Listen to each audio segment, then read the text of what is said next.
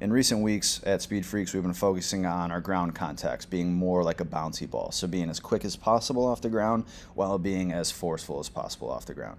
If you look at the main difference between field sport athletes and track athletes, it's A, going to be technique, and then B is going to be the quality of the ground contact. Okay, if you look at a track athlete, you'll see their foot and their calf complex literally create the foot will bounce off of the track. Okay, and if you look at most field sport athletes, obviously the training surface is a little bit different, but a lot of field sport athletes, their foot will just basically collapse and be a sponge into the ground. So we need to be as resilient and as springy as possible to yield faster sprinting speeds.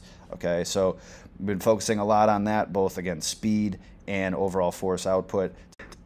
With this group and their technique, they've been pretty consistent, so we've been able to progress very nicely with our technique drills, adding a little bit more complexity. Again, not just for the sake of complexity, but for instance, these double switches with rhythm, just adding slight hops in between for them to feel the rhythm, feel the flow, so they're not running so robotic or feeling so robotic when it comes to their drill work, and hopefully it allows a little bit more carryover as opposed to strict robotic drills into the actual sprinting.